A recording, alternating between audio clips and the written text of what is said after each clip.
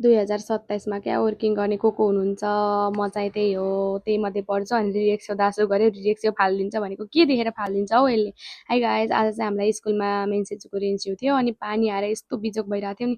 हाम्रो चाहिँ कतै घुम्न जान परे पानी आउँछ, रेन्स्यु गर्न परे, कोट प्यान्ट लाउन परे पानी आउँछ। हाम्रो त दिनै यस्तै यस्तै भइरहेको क्या। अनि त्यसपछि मलाई फेरि यो कोट लाउने भनेपछि यस्तो धेरै एलर्जी हुन्छ नि, रामराम म यो शब्दमा व्यक्त गर्न सक्दिनँ, बट लाउनै पर्ने हुन्छ क्या। अनि त्यसपछि हिँडेँ म चाहिँ छाता समातेर, किनकि पानी भव्य रूपमा आइरहेको थियो अनि यहाँ अरूको अनुशासन देखेर नि मलाई छक्क पर्छु क्या। म त आमामा म यस्तो अनुशासित विद्यार्थी कहिले हुम्ला क्या भन्ने लाग्छ क्या। अनि त्यसपछि म चाहिँ यो चकचक नगरेसम्म बस्नै सक्दिनँ। अनि हाम्रो दाइ पनि उस्तै हो कि, फेरि कपाल काटेको म हेन्डसम बहु भन्दै हुनुहुन्थ्यो अनि हामीले चाहिँ जिस्काइरहेको थियौँ।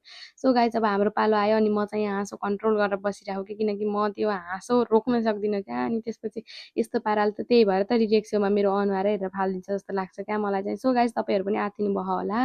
अब यो वर्किङ त भइहाल्छ, आत्तिनु कुरै होइन। अब वर्किङ नभए नि के छ र, अब यताउता केही न केही हुन्छ। अनि तपाईँहरूको जिन्दगी चाहिँ के गरेर जान्छ हौ? मेरो जिन्दगी त रामेन खाँदा खाँदा जानुभयो। घर आयो रामेन, अनि काममा गयो रामेन, अनि स्कुलमा आयो रामेन। ए भगवान्, दिनमा 3 चोटि रामेन खाएपछि मान्छे मर्दैन भन्दै फेरि कुरा गरौँ अब वर्किङको। तपाईँहरूले चाहिँ केबाट खोज्नु भएको छ? हामीले चाहिँ माइनवीबाट खोजे पनि त्यो के गर्नै आएन क्या, झ्याउलायो। अनि त्यसपछि स्कुलमा आएको क्युजिनलाई यस्तो रिरेक्सो बुझायो, अनुहार हेरेरै फालिदिन्छ क्या, थ्या त बिजोग भयो भन्दै अब यो साथी सङ्गीहरूसँग यसै दुःख पोख्दै भिडियोबाट बाहिरिन चाहन्छु। नआत्तिनु होला कृपया, वर्किङ बिस्तारै भइहाल्छ, नभए आफ्नो देश जाने हो।